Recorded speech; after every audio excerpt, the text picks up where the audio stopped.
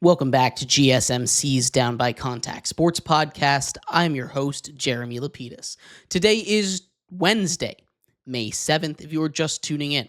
We just finished going over the major news from around sports today. George Pickens, now a member of the Dallas Cowboys, a blockbuster trade post-draft here for Jerry Jones and the Pittsburgh Steelers. In this segment, we turn our attention over to the NBA. Some crazy action last night, a massive upset where the Pacers now have a 2-0 lead on an incredible comeback, a miracle comeback in the final minute. We'll talk about that, how it happened, what it means for the rest of the series. But before we do, remember, if you would like to be an even bigger part of the show than you already are, all you need to do is go to gsmcpodcast.net. Or if you're on YouTube, you can use that super chat feature. If you do either of those two things, a message should pop up on the bottom of the screen for you, me, and everybody else around the world to see. If you do have a burning question about sports, anything at all that you would like to ask, go ahead and throw that in the comments. Throw it in the chat. I will get to it as soon as I possibly can. I appreciate everybody so much for sticking around, talking some sports with me here on a beautiful Wednesday, May 7th. But like I was saying, we are going to get into a little bit on the Pacers and Cavs series. The Pacers have pulled off their second miracle comeback. What do I mean by miracle comeback? They obviously had the one against the Bucks in round one, ending up eliminated them. In this situation where you are down by 7 points with less than 1 minute to go in a basketball game for fourth quarter or overtime, the history of the NBA playoffs, the record for teams in that situation, 3-161. Now, I mentioned, of course, the one in round one. The Pacers have two of those wins, which means entering these playoffs, the record for teams in that situation were 1 win, 161 losses, down by 7 in the last minute of the fourth quarter or overtime. The Pacers have now done it not once but twice in two series here as they take a commanding 2-0 lead over the Cleveland Cavaliers. Let's talk about this game a little bit, though. Outside of the crazy comeback, Tyrese Halliburton continues to be one of the most clutch players in the NBA. He, of course, was voted as the most overrated player in the NBA, which I don't know how accurate that is. He has stepped up huge in these playoffs, but of course, you look at the numbers from around the season, it's not just these playoffs that matter. In clutch time, which means to hit a game-tying or game-winning shot with less than 10 seconds to go in the game. Tyrese Halliburton this season is 10 out of 11. That is insane efficiency on these clutch shots. Tyrese has been able to step up in all of those occasions. It is incredibly impressive. We're looking at a guy shooting 35% in those situations, and we are calling that a massive success rate, right? That's just not a normal thing to be really good at. It's incredibly impressive to see. But the Pacers just play fast. This is the thing that we talked about heading into the series. Both of these teams are very similar. The issue is injuries are going to pop up on one side, and it's not on the Pacers side of the ball. The Cleveland Cavaliers dealt with a Darius Garland injury basically all of the first round. They were able to escape just fine. He wasn't in game one. He also missed game two. And it wasn't just him. In game two, despite Donovan Mitchell going for 48 points on 15 of 30 shooting from the field, which is incredible, Donovan Mitchell doing his superhero act, trying to keep this Cavs team in the playoffs. They didn't have Evan Mobley, the defensive player of the year, on the court either, or their sixth man, a guy that they got their big deadline acquisition in DeAndre Hunter. He had stepped up huge in game one and earlier on in that series, trying to fill those Darius Garland minutes.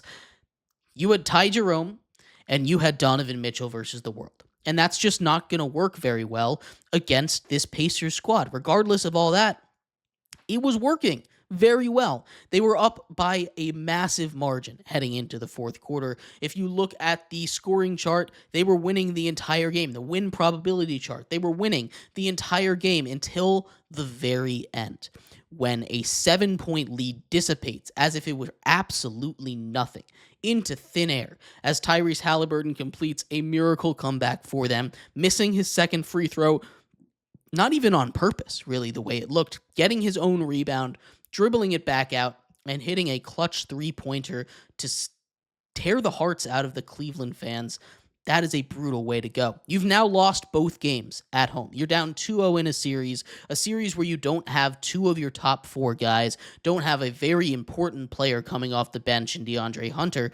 It's going to be real tough to come back against a deep, deep Pacers squad. Of course, we've talked about Halliburton a lot, but they have Siakam, they have Turner, they have Mathurin, they have all of these guys coming off the bench. TJ McConnell steps up huge. Obi Toppin is a kind of an underrated guy on that team. I really love the minutes that he puts in. You have a lot of guys coming up and stepping up huge for the Pacers in this one. And they just play fast, right? You don't have a second off. You don't have one possession off against this team. If you're jogging back on defense, they're going to run that break. If you are just not in the game for a second, they're going to hit a shot in your face. That's how the Pacers play. They're a very dangerous team, and that's why they made it to the Eastern Conference Finals last season. They're playing the same way that they did, and you can talk about their path being easy, right? You can talk about last year, of course, they ran into a very similar kind of path where players were injured along the way. Of course, they still go 7 against the Knicks, and they survived that one, but the Knicks were dealing with some injuries in that series, right? In this series, of course, we talked about the Cavs' injuries in this one. That is something that, is not exactly, that's not something that is easy to ignore. It's going to be a story in this series, but it doesn't discount any less what the Pacers have done, right? The Pacers did not have to go up against Giannis last year in the first round. They didn't have to go up against Dame this year in the first round. Injuries the whole way through. Again, it's going to be a storyline, and people are going to try and discredit this Pacers team, but they're here for a reason. They're playing good basketball. They had the 4th best record in the NBA since January 1st. Since the calendar year, they had the 4th best record in the NBA, and right now, they are in a position where they could potentially sweep the number 1 seed in the East, a team that looked like it was just head and shoulders, potentially even the best team in the NBA, head and shoulders above everybody in the East at a minimum.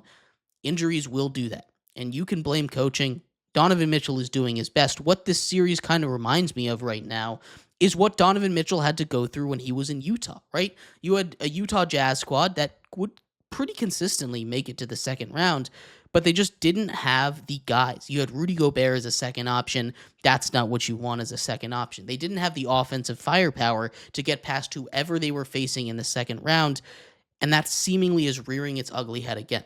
The Cavaliers are a team that looked like they made a breakthrough, and kudos, of course, to new head coach of the year over there in Cleveland, but injuries are a killer.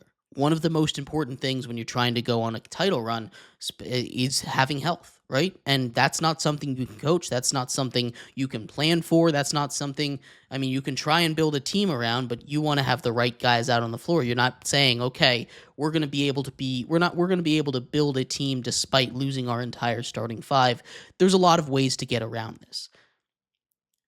But this Pacers team is incredibly impressive. Again, for a second time this postseason, they have come back from a near impossible seeming deficit, 7 points with less than a minute to go. This was an incredible comeback by then. Don't let the story be the fact that injuries are a part of it. It's part of the story, but it's not the main story. The main story here is this is a Pacers team that has come to play. This is a Pacers team that is dangerous, and this is a Pacers team that belongs in the conversation for one of the top teams in the East. They've taken a 2-0 series lead over the number 1 seed in the East, a team that won 65-plus games this season. This is an incredibly talented squad, and they have a real shot of representing the East. I know they got swept last year by the Celtics, but if you were watching those games were really close. I do expect the Celtics to win, but even if they don't, they took care of business against the Knicks. This is a better Pacers team than it was last year. They're deeper, they have more options, and Tyrese Halliburton has more experience in the playoffs. This is exactly what you don't want to see. A red-hot Pistons team, a red-hot Pacers team right now. They are dangerous. They're going to cause trouble once you get there. But I'd love to hear your thoughts. What did you think of this game? What did you think of the Pacers' miracle comeback? I'd love to hear your thoughts. We're going to take a quick break. When we come back, we turn our attention to the other game. Steph Curry, the big story in that one. Steph Curry goes down with an injury early on in the second quarter. The Wolves don't find a way to win that one, though. A brutal way to go. Steph Curry out for at least a week. We'll talk about what that means for the series, what it means for the game, and what it means for the Warriors going forward. We'll be right back here on GSMC's Down by Contact Sports Podcast.